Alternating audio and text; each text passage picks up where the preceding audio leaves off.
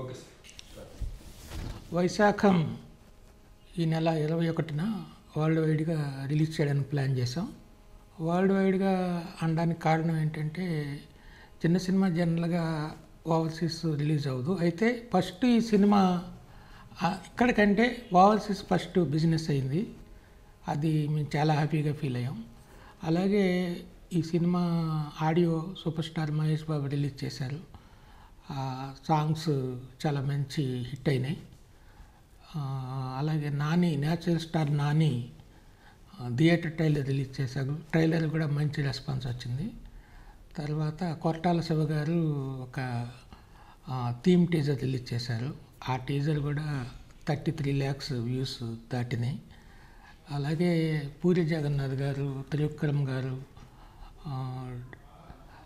అందరూ కూడా సాంగ్స్ చూసి ఎక్స్ట్రాడినరీగా ఉన్నాయని విష్ చేస్తున్నారు. వినాయక్ గారు కూడా డెఫినెట్గా ఈ సినిమా పెద్ద హిట్ అవుతుందని అంటున్నారు. ఈ మధ్య నాగ చైతన్య గారు మన సాంగ్స్ చూసి, సాంగ్స్ ఆడియో పరంగానే కాదు విజువల్గా కూడా చాలా గ్రాండ్గా ఉన్నాయి, ప్రొడక్షన్ వాల్యూస్ చాలా బాగున్నాయి అని కొత్త హీరోయిన్ ఇద్దరిని ఎంతో అప్రిషియేట్ చేశారు. ఈ సినిమా ఇంతకుముందు మేము జయ డైరెక్షన్లో చేసిన లవ్లీ మంచి హిట్ అయింది. దానికంటే ఇది పెద్ద హిట్ అయ్యే అవకాశాలు ఉన్నాయి. యూత్కి ఇది యూత్ ఫిల్మ్ లాగా, మాస్కి మాస్ ఫిల్మ్ లాగా, ఫ్యామిలీస్కి ఫ్యామిలీ ఫిల్మ్ లాగా అలా ఆల్ వేరియేషన్స్ ఉన్న సినిమా ఇది. డెఫినెట్గా వైశాఖం 2017లో చాలా మంచి సినిమాగా ప్రేక్షకుల ఆదరణ పొందుతుంది అనే నమ్మకం మాకుంది. బిజినెస్ పరంగా చూస్తే సీడెడ్ సాయి చంద్ర ఫిలిమ్స్ కడప నరసింహ వచ్చి సీడెడ్ కొనడానికి వచ్చి సాంగ్స్ చూడగానే థ్రిల్ అయ్యి వెంటనే నాకు వైజాగ్ కూడా కావాలని అడగడం మేము చాలా షాక్ అయ్యాం. ఒక ఏరియా కొనడానికి వచ్చి ఇంకో ఏరియా కూడా 2 ఏరియాలు ఒకే రోజు చేయడం బిజినెస్ పరంగా ఈ సినిమాకి ఒక మంచి క్రేజ్ తీసుకొచ్చింది. మిగిలిన ఏరియాలన్నీ కూడా ఒక్కొక్క ఏరియాకి 2-3 అడగడంతో ఎవరికి ఇవ్వాలి అనే టెన్షన్ మాకు స్టార్ట్ అయింది.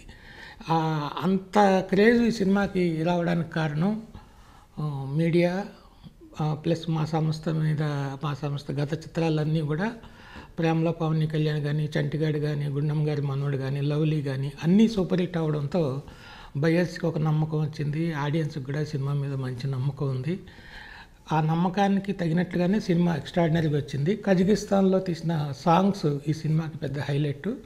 అలాగే డైలాగ్స్కి చాలా మంచి గుర్తింపు వస్తుంది. Story, screenplay, dialogue, direction, editing అన్నీ కూడా జయ చేశారు. Valisetti Venkata Subbarao photography, DJ Vasanth music Vaisakham సినిమాని చాలా మంచి రేంజ్కి తీసుకెళ్తాయి.